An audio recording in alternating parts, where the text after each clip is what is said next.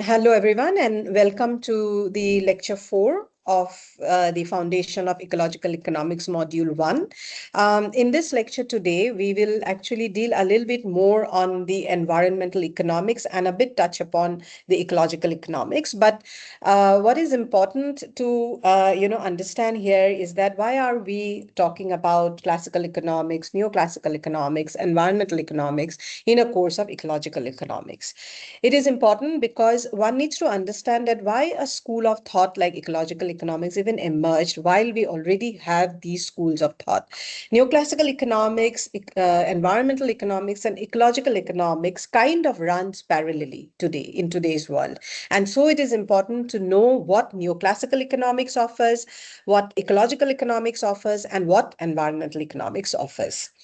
So if you remember in the last class, we discussed about that how, because of the article of Rachel Carson and also the Club of Rome's report, how there was environmental awareness that was generated particularly among the scientific community, and which also led to formation of a discipline, or I would say a school of thought, that is the environmental economics. And when environmental economics actually came up, there was an understanding or kind of signal which came out that most of these environmental degradation as an outcome of economic processes will be somehow taken care of or can be brought within the model of economic production, so that we will have a way to ensure that the kind of degradation we are seeing can be taken care of. So this is where actually environmental economics borrowed a concept called externality from public goods theory. So first, let's try and understand what is the meaning of externality. So the idea of externality originally emerges in the context of public goods and market failure. So that's why we are talking about public goods, because we mostly say that market fails when you talk about public goods. And because a lot of provisions that public goods provides are external, they're outside the market. We are not paying for those services. So let's try to understand this a bit more in detail.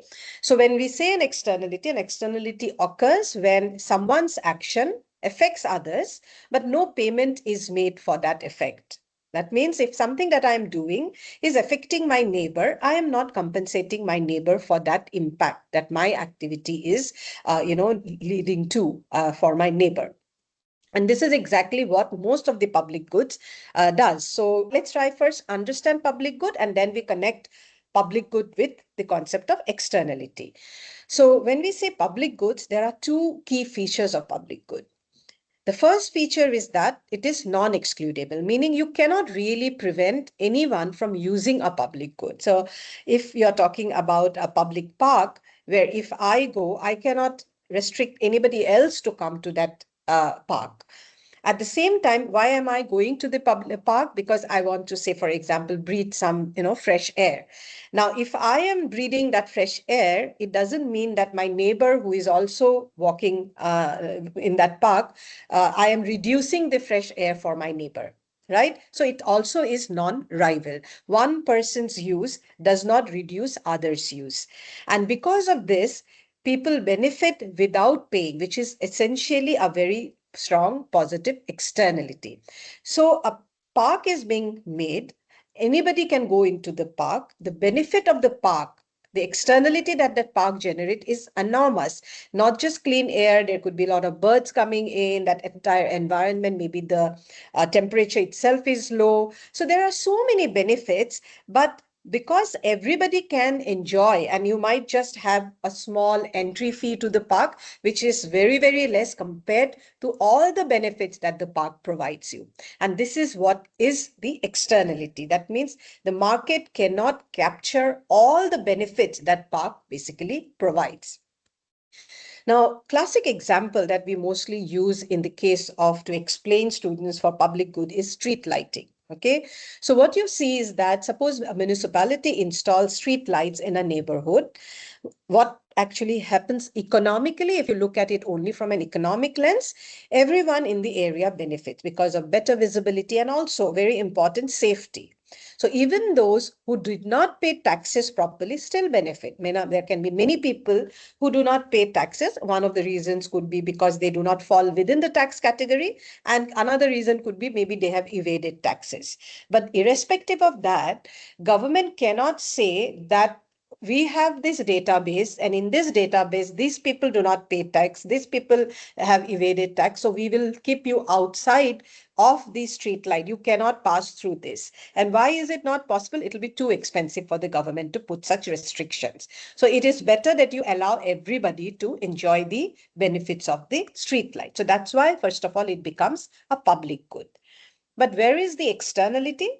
The benefit to each individual is not reflected in the market price, meaning only those who are paying taxes have contributed to installing this street light, but that the amount of benefit that it is providing to a large number of people, and that does not just confine to the people who lives in that area, but anybody who is passing through is also benefiting from that street light, right? So it does not get reflected in the market price at all. No one is charged per unit of light they consume, but everybody benefits from it. So in this case, when it is about street lighting, we call this as a positive externality, because it is very difficult to restrict people from enjoying the benefits from a street light. Government is making an investment, or municipality is making an investment, and the amount of benefit that it is generating, ideally the revenue that municipality would have generated would have been enormous, but it's not possible. Maybe you pay a municipality tax which is really very less compared to the benefit that street light is actually generating. So a decision that affects others but is not really reflected in the market price.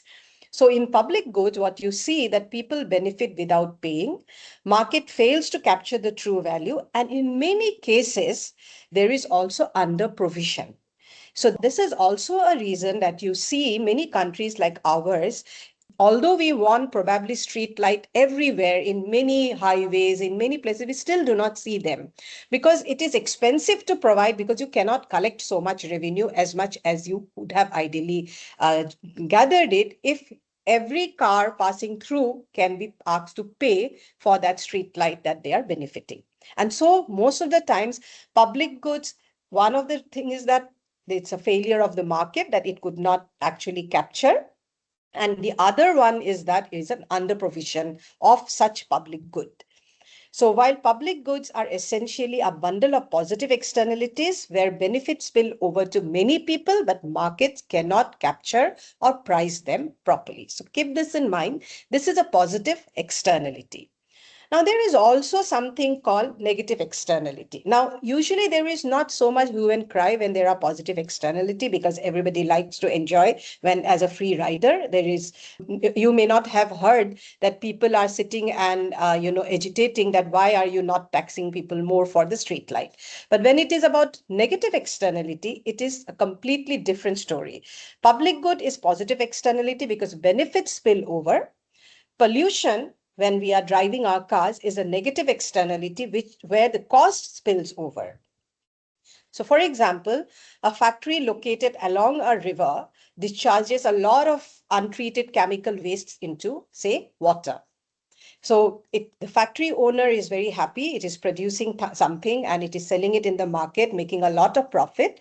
But in the process of production, what it is doing, it is also, throwing a lot of water discharge from the factory, which is directly getting into the water, and that water flows downstream. Maybe somebody is drinking it, somebody is using to wash clothes. So you can imagine that there is a lot of negative externality downstream. But for the factory, what is the factory owner's private view? The factory owner's private view is that the benefit is you don't have to treat water. It is lower cost.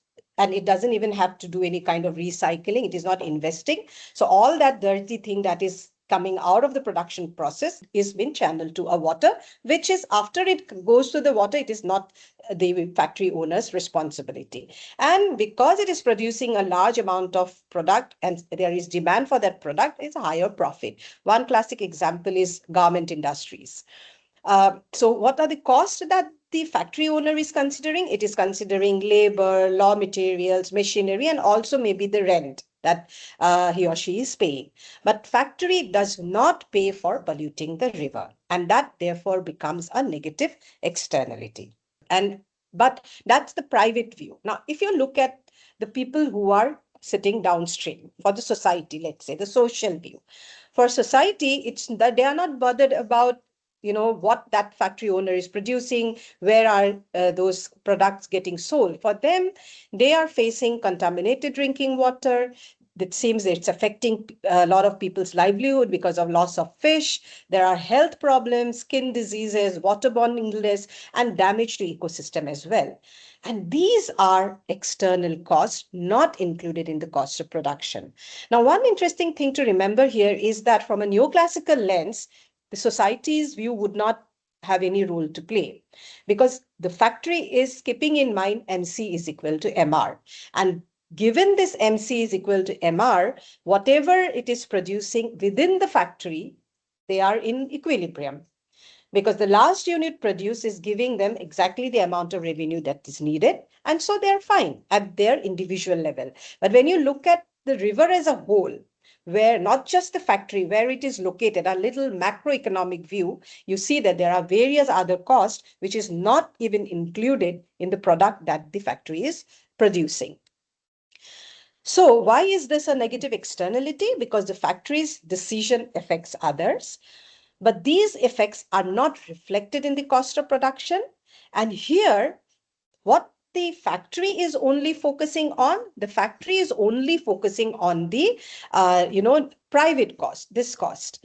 It is not talking about the external cost. So all that production that is happening, it is all happening based on the private cost, which, as I mentioned, is the labor, raw material, machinery, and any other private cost. But ideally, what the cost actually should be the social cost as well, meaning also at the external cost, meaning all of these costs that the society is facing because of the production that the factory is doing. Which means that if the firm ignores the external cost, it can produce a lot of this product because its private cost is definitely lesser than the social cost. Because the moment if it adds the external cost, then its social cost is definitely higher than only the private cost. And then moment it will add that external cost, its production will also fall. Because now the cost of production will also include an external cost here, right? So this external cost is going to increase the input cost, and because of which the factory will start producing lesser amount, and downstream community will also see lesser discharge happening. The question is, how do you make the factory do that? Now, what is at the moment happening? Because pollution is free for the farm is overproducing, environment gets degraded, and society is bearing the hidden cost. Now, point to note here is that in case of positive externality, there is underproduction because we are not generating enough revenue for something which is good. There are a lot of free riders, and so while public goods should be overproduced, these are underproduced, whereas pollution should be underproduced, that is overproduced. So that's the irony as of now. Okay, to make it even more explicit, so you can see there are two things here, social cost and social benefit. When you look, so if somebody asks you what is the social cost, you will say social cost is equal to factory's private cost, plus if it is creating any external cost, add it. So every firm should not just look at the private cost, it should also look at the social cost. So you should not make your MC is equal to MR based on only private cost. You should make your MC is equal to MR in a way that you are actually looking at the social cost. And so this is why we say that there is an overproduction, because the society bears the extra hidden cost. Now, if you look at social benefits, what now is happening is that when you look at the street light, we're only talking about the private benefit, meaning, how many street light, okay, what does it gives you? It gives you a safety and helps us in driving. But it's not talking about that people may be sitting there for hours, people may be just taking a walk, many other cars are also coming. There are many more additional benefit that it is giving. And I here, to make it even more clear, I give you an example of tree plantation. Now, tree plantation is something which not only provides shade and fruit, it also helps, for example, for carbon sequestration, for cleaner air, climate regulation, so many benefits. But the benefit that one looks at when you talk about planting trees is more about tree plantation will actually help people who are staying close by in providing shade and fruits. So, but if you can actually also bring in this external benefit, it will become the social benefit, and then maybe it would need to, more production of or more plantation that would happen. So, in nutshell, what we are trying to say is that when one can capture the entire social cost and the entire social benefit of any intervention that we make, then your actually market is showing you the actual cost and benefit of that intervention. But when we are not able to do that, then we are either overproducing something or underproviding something. And this is exactly is something that has been used in environmental economics. And because environmental economics argue that environmental problems exist because social cost and social benefits are not fully included in market decisions. Now, we will critique this, and we will come to the counter argument around this when we talk about ecological economics. But for now, just try and understand that how this can be done. And this is where, if you look at the policy tools that we discussed in the last class comes in. So what environmental economics does is that Arthur Pigou came up with certain instruments actually for public goods, such as the street light and or plantation of trees or anything that cannot be corrected because it has a lot of social benefits and social costs. It basically says that if something is providing you or is leading to negative externality, you put a tax to it. It could be either carbon tax or pollution tax or anything that is going to capture the social cost which was not captured in the private cost. So what would happen here? It would basically mean that make this private cost that you see here below equal to social cost by adding a tax. You add a tax here. And when you add the tax, it will raise the cost of production, and then farm would reduce its production, which will automatically reduce pollution as well. And this is known as internalization of external costs. This has actually happened. For example, there is something called polluters pay principle, where you ask the polluter to pay or clean the water or have a recycling plant inside. The moment there would be more investment which would get added to the private cost, the cost of production goes up, then the MC and MR will also become different. And so there will be a readjustment in terms of pricing and how much it would like to produce. Similarly, when you talk about, this is about negative externalities, but then there are many things which could bring in positive externalities. For example, renewable energy. Now, if you want houses, or even if you want investors to invest in something like solar panels, which are very expensive, how do you encourage them to do that? Because even if you give some incentive to them to either install them in their house or invest on them as a firm, you have to give them, say, for example, tax benefit, right? So you are giving them some subsidy. What you are trying to do is that you are reducing the cost of production. How? By giving them a subsidy. You are telling them that please produce more, but the extra that you would produce, which is otherwise going to make you, which is going to bring loss to your farm, we will cover that up by giving you a subsidy or by giving you some kind of a tax benefit. And then what would happen is that rather than producing what the farm would have otherwise produced, they would be now happy to produce more because they don't lose anything because there is a government subsidy. So this is what also you see, particularly in terms of solar energy, where government is giving a lot of subsidies to farms to invest on it, because it takes a lot of time for farms to get the return back. For example, they will say 10 years, you do not have to pay any tax. So they save a lot of money on by not paying tax, and that money can be invested in providing more of renewable energy. And similarly, they are encouraging households like us by telling them that, you put solar panels on your rooftop and we will return the money that you have. At least 60% of the money will be returned to you. So these are the kind of, incentives that's been given to both to the producers and also to the users to capture the social benefit. And of course, you know that the social benefit of these solar power plant is that it will reduce carbon emissions as well. Now, why these approaches are very important? These approaches are important because it has somehow able to bring these environmental issues into the economic model, which was entirely outside the economic model earlier. And it also kind of provides a practical policy tool, which helped government to design, many kinds of subsidies, emission, trading, and also pollution taxes. But there is a problem here. And the problem is that what we saw in this whole situation is that although environmental economics came up as a very strong discipline or a very strong, breakaway from the neoclassical economics, the problem is that it is still looked as if it is a subset of economics itself. And why it is looked in that way? Because if you look at the entire story here again, it continues to focus on the market framework. Question is how much tax one should put, how much subsidy one should give. And those are again based on market. So for example, if the water is getting polluted, you will put a tax. And how much that tax would be is the amount of losses probably the downstream community is facing. But what about the water itself?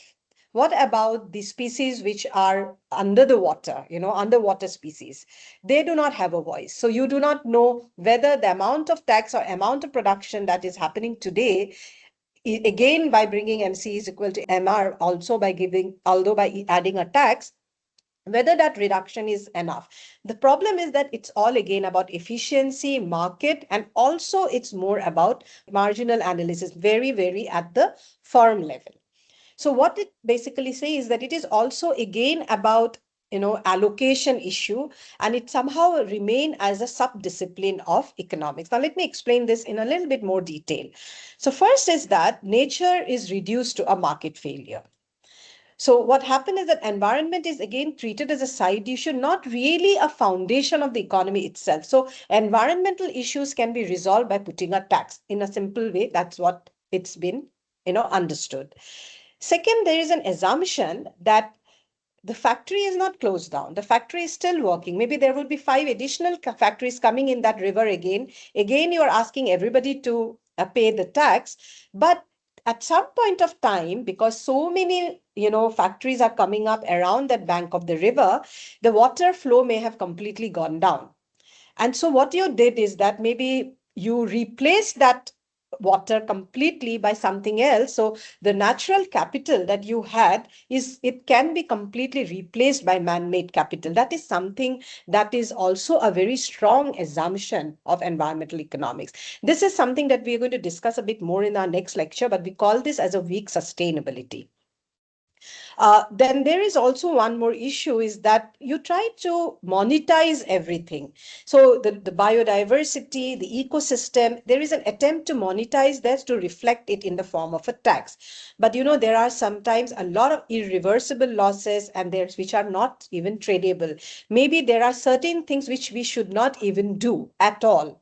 Or maybe there can be maximum 2 firms that can be operating in that area, not 10. Because the moment you do that, you are following a weak sustainability approach by saying that, okay, even if that water doesn't flow anymore, we will artificially recharge it, the groundwater, or we will artificially connect another river to come and flow through that area for you. So that's something that you're saying that a natural flow, which was there always, you intervened and you tried to bring it through from a human, capital perspective. But many ecological functions actually cannot be replaced. These are not captured in the environmental economics. So there's another important critique, and that critique is that it still again focuses on small changes like the neoclassical economists do. What did they do? It again they didn't tell us that how many firms can come along that bank of the river. It doesn't say that, but it only says that if all the firms after paying taxes is equal to MC is equal to MR, all of them can be along that bank of the river. It doesn't say anything about threshold or a tipping point, that beyond that the water itself will stop flowing. So it kind of ignores the scale of the economy. It focuses specifically on efficient allocation, and it doesn't tell you how big the economy should be. So that optimal scale problem remains. And it also does not focuses on who actually bears the environmental costs, because the moment you monetize everything, you are only monetizing that which you can actually put the right value. For those where you cannot put a value, it remains outside your model.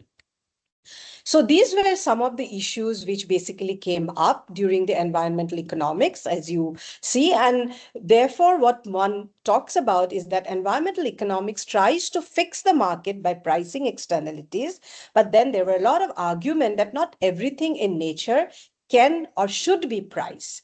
And because even environmental economics could not provide solution to all of these problems, there was an emergence of ecological economics as a new school of thought in the late 1980s. So as you can see, it's a much, much newer, school of thought, which actually started to gain a lot of attention after, when we started to see many more problems related to the environment. And this is mostly influenced by thinkers like Herman Daly. And the key idea here is that economy is actually a subset of a larger ecosystem. And this also tells you that the whole concept of limits to growth came back once again when we talk about ecological economics. And this is something which we will take up in our next class.